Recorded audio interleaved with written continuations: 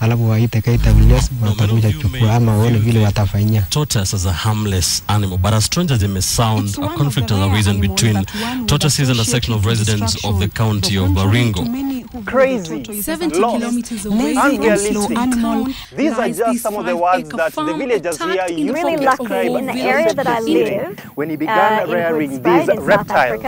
There's actually quite a lot of leopard tortoise around, so I do get ample opportunity to photograph Well, them. 6 years down the line, find a he's now solution. a darling Now of afraid many that farmers as he may makes do an away with attractive beans income farming from this if a venture. solution won't be forthcoming.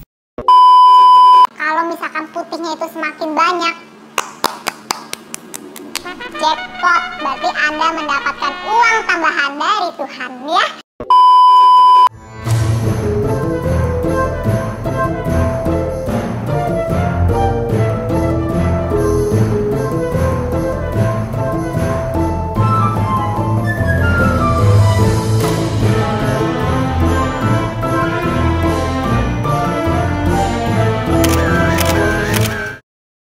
Ternyata pardalis itu adalah kura-kura darat yang keempat terbesar yang ada di dunia.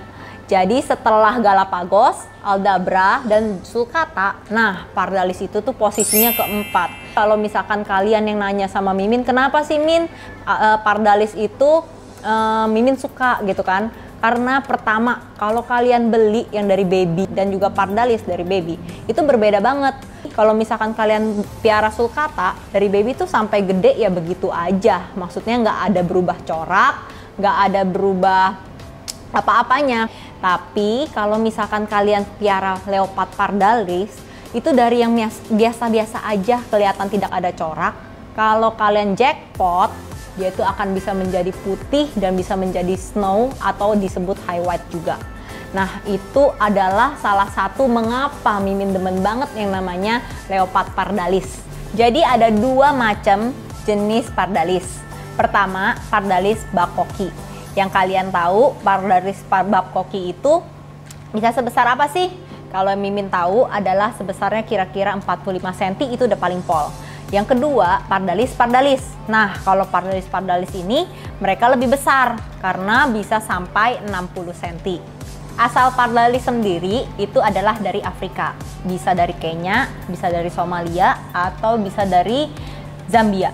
Nah, biasanya dari ketiga ini nih, dia punya lokality yang berbeda-beda. Dan juga mempunyai yang namanya tipe yang berbeda-beda. Apa sih bedanya Babcock dan juga pardalis? Gampang banget kalian untuk tahu. Pertama, kalau kalian lihat itu ya waktu masih baby, pardalis itu mempunyai banyak dot di dalam cangkangnya. Misalkan dalam satu skewtnya itu bisa 2 dot atau bahkan lebih.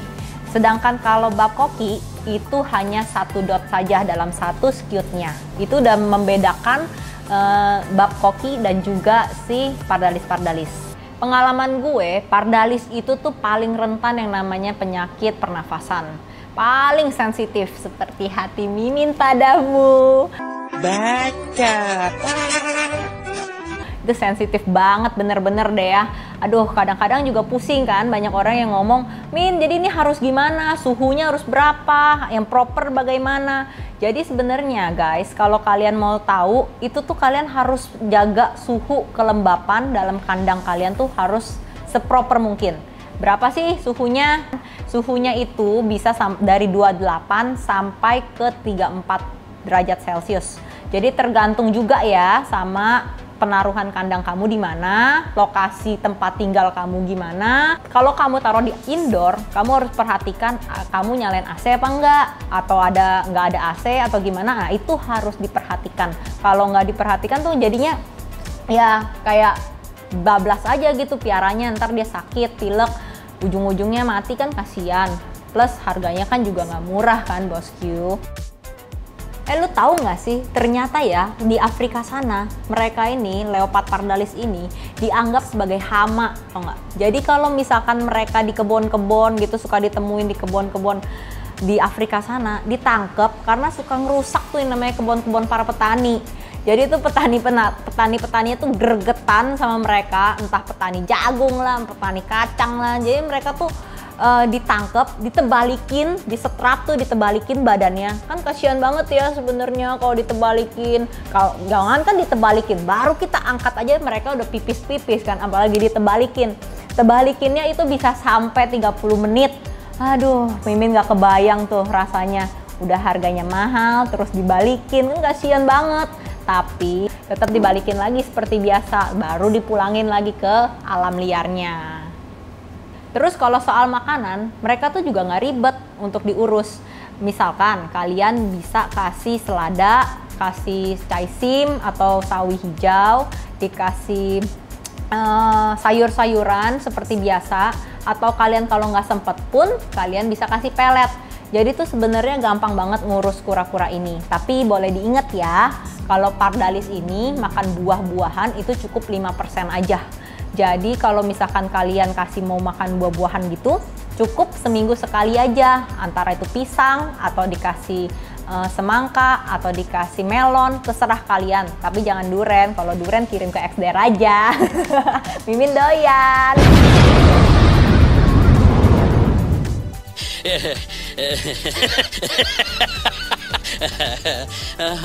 Di alam liar mereka tuh sering banget ditemukan makan daun kembang sepatu dan juga bunganya, kaktus dan juga daun dan bunga kosandra. Nah, sekian dulu ya buat info leopard pardalis ini.